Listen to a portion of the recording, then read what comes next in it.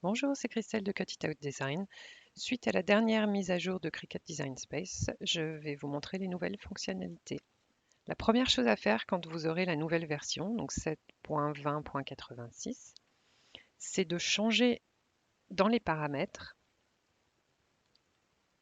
l'expérience d'application. Vous devez le mettre en bêta, sinon vous n'allez pas voir les nouvelles fonctionnalités. Et j'avais pas vu ça tout de suite, donc je me demandais pourquoi ça ne marchait pas. Lorsque vous aurez la dernière mise à jour et changé votre Cricut Design Space en version bêta, sous les calques, vous aurez un changement dans vos boutons en haut et des nouvelles options en bas.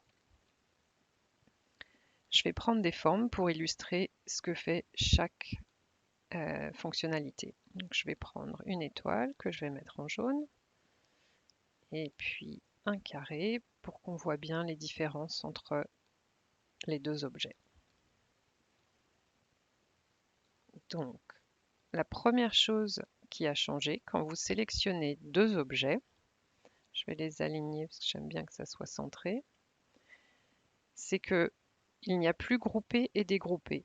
Il y a juste un seul bouton. Donc si vous n'avez aucun groupe et que vous cliquez sur grouper, vous allez voir vos deux objets qui sont bien sous un groupe, que vous pouvez d'ailleurs renommer. Donc ça aussi, ça fait partie des nouvelles fonctionnalités. Vous pouvez renommer vos calques. Donc par exemple, si vous voulez mettre étoile plus carré. Vous pouvez également renommer chaque objet. Donc vous pouvez mettre carré bleu et étoile jaune. Donc quand vous créez, ça vous permet de donner des noms très distincts à chaque élément de votre calque. Maintenant, quand vous sélectionnez votre groupe, votre bouton vous donne juste l'option de dégrouper. Alors, je vais resélectionner les deux objets. En bas, couper, ça n'a pas changé. Donc si vous cliquez sur couper, vous aurez toujours tous les résultats de la découpe et vous pouvez effacer ce dont vous n'avez pas besoin. Par contre, si vous sélectionnez vos deux objets et vous allez dans Associer, qui vous permet en fait de retrouver Souder, qui fera exactement la même chose qu'avant. Quand vous cliquez sur Souder, vous n'avez plus qu'un seul objet où vos deux objets ont été soudés ensemble. Mais vous avez également d'autres options. Donc, la première est Lier, qui fait exactement la même chose que Souder. Mais là, vous voyez à la différence, ça vous crée un groupe, donc qui est le résultat de Lier. Et vous avez toujours vos deux couches. Ce qui veut dire que vous pouvez indépendamment encore bouger vos objets. Donc par exemple là, si je descends le carré bleu en dessous de l'étoile, il passe derrière mon étoile. Donc vous pouvez changer déjà l'ordre de vos objets. Ensuite, vous pouvez changer la place. Donc là, j'ai mon carré qui est sélectionné, mais disons que cette fois, en fait, je veux que mon étoile soit de ce côté de mon carré. Je peux le changer et ça reste le résultat de lier.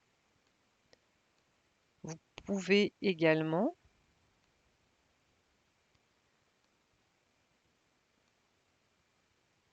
annuler votre opération. Ce qui veut dire que vous n'avez pas perdu votre objet et que vous avez toujours vos deux couches. Ensuite, vous avez l'option retirer. Donc, ça veut dire que ça fait à peu près la même chose que couper, sauf que vous avez directement le résultat. Vous n'avez pas à effacer tous les calques dont vous n'avez pas besoin. Et de la même façon, si vous sélectionnez votre étoile et que ce n'est pas exactement comme ça que vous souhaitiez couper, vous pouvez, par exemple, la placer au milieu, mais là, elle vous paraît un peu grosse, donc vous pouvez redimensionner votre objet. Si vous sélectionnez les deux, vous pouvez également les aligner. Donc si vous voulez la centrer, vous la centrez et vous avez toujours le résultat de votre découpe. De la même façon, si vous ne souhaitez plus faire ceci, vous pouvez annuler la soustraction. et vous vous retrouvez de nouveau avec vos deux objets. Alors, pour les prochaines options, je vais vous donner un autre exemple avec un cœur que je vais mettre en rose pour qu'on voit bien et je vais télécharger une pattern, un remplissage que j'ajoute à la toile. Donc là, si je sélectionne mes deux objets et je sélectionne combiner, j'aurai bien mon nid d'abeille qui sera en forme de cœur. De la même façon, si vous sélectionnez l'objet que vous trouvez que c'est trop gros, vous pouvez changer la taille. Donc toujours en sélectionnant, vous pouvez changer la taille sans problème et cela devient plus petit. Vous avez plus de, de forme. De la même façon, vous pouvez bien sûr renommer. Donc, vous pouvez mettre cœur, je ne sais plus écrire, cœur nid d'abeille. De la même façon, si vous n'êtes pas satisfait et que vous souhaitez annuler ce que vous aviez fait, vous annulez l'intersection. Le dernier exemple que je voudrais vous montrer, j'aurais dû garder le cœur. Donc vous avez votre cœur que je vais remettre en rose pour que ce soit un tout petit peu plus visible. Et par exemple, vous pouvez utiliser un texte. On va mettre quelque chose qui va bien avec les cœurs. Je t'aime. Vous pouvez choisir n'importe quelle écriture que vous aimez bien. Par exemple, celle-ci. On va prendre le texte beaucoup plus gros.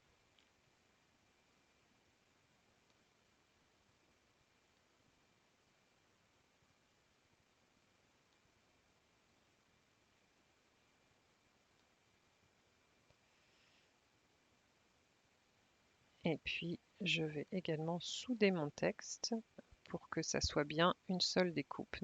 N'oubliez pas de faire ça parce que sinon ça ne marche pas. Ce que j'aime bien faire avec les textes, c'est les mettre en blanc parce qu'on peut bien voir s'ils ne sont pas soudés, que ça va couper les lettres différemment parce que vous avez des traits que vous voyez entre chaque lettre.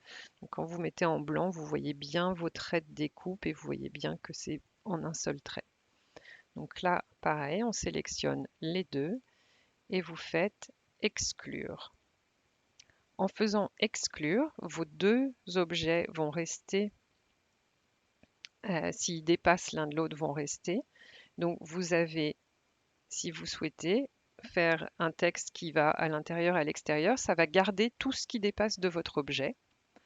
Par contre, si vous vous dites non mais attendez, en fait, j'aimerais que mon objet soit coupé juste à l'intérieur, vous pouvez de la même façon, en sélectionnant le mot, le changer de place dans l'objet ou le redimensionner. Donc, c'est à vous de voir exactement de quelle façon, où est-ce que vous voulez le mettre et quelle taille vous voulez qu'il ait, quel effet vous voulez faire. Donc, encore une fois, si vous voulez que ça sorte d'un côté, vous pouvez le faire.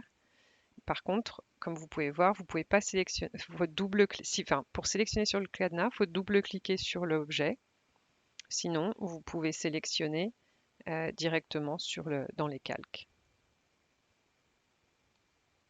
J'espère que ce tuto vous aura été utile et que vous allez bien vous amuser avec les nouvelles fonctionnalités. Merci, à bientôt.